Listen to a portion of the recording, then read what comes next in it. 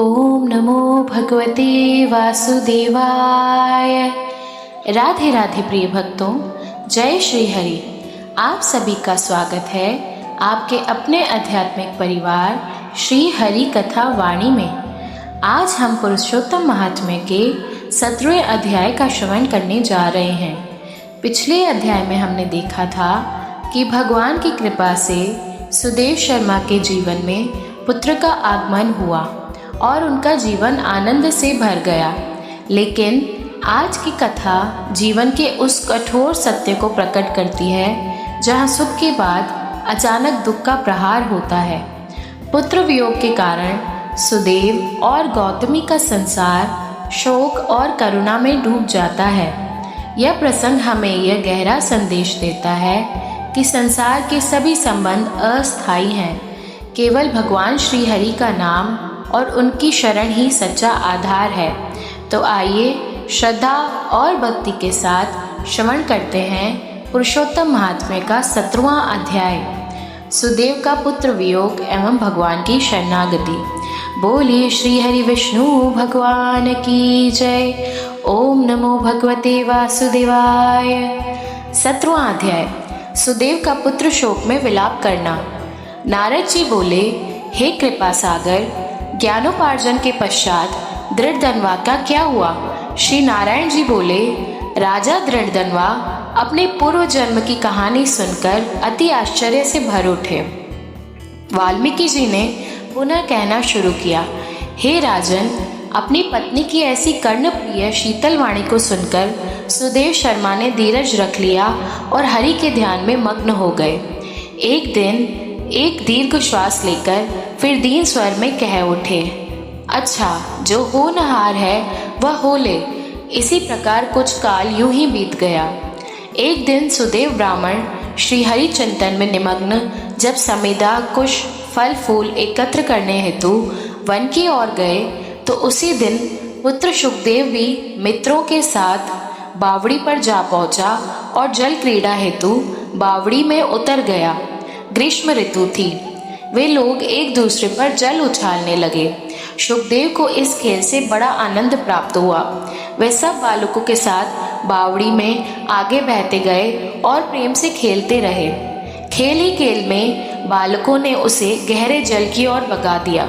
वह भी उन लोगों से बचने के लिए उधर बढ़ गया। देववशात वह अथाह जल में डुबकी खा गया।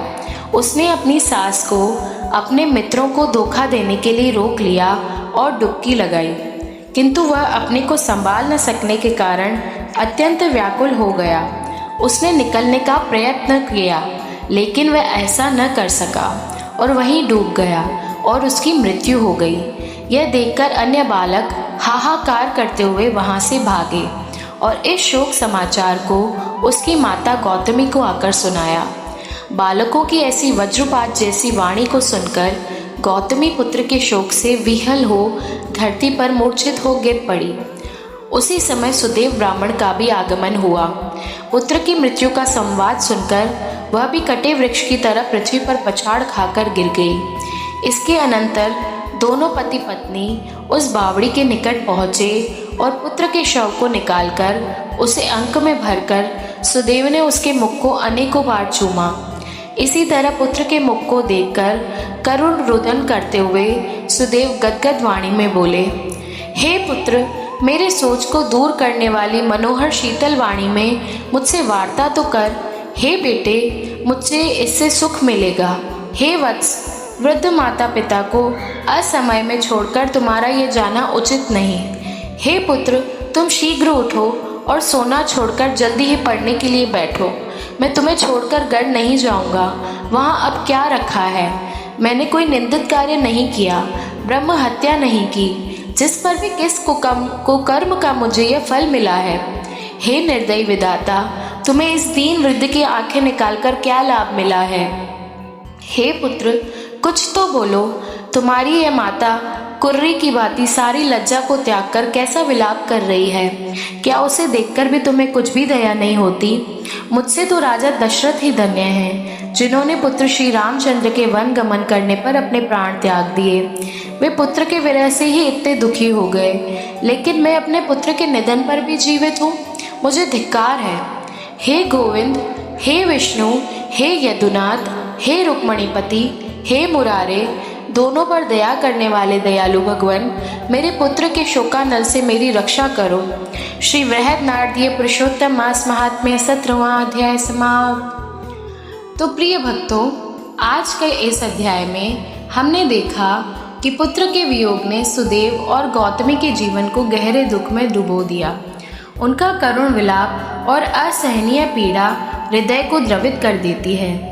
इसी दुख के बीच सुदेव अपने कर्मों का स्मरण करते हैं और भगवान श्रीहरि को पुकारते हैं, यह स्वीकार करते हुए कि वे संसार के बंधन क्षणभंगुर हैं। यह कथा हमें ये शिक्षा देती है कि जब जीवन में सब सहारे टूट जाएं, तब केवल भगवान का नाम ही सच्ची शरण बनता है। अब आगे इस कथा में क्या दिव्य मोड़ आएगा? क्या भगवान श्रीहरि अपने भक्त सुदेव पर कृपा करेंगे? यह जानने के लिए जुड़े रहिए श्री हरि कथा वाणी से, आपका अपना आध्यात्मिक परिवार। तब तक के लिए राधे राधे, जय श्री हरि। ओम नमो भगवते वासुदेवाय।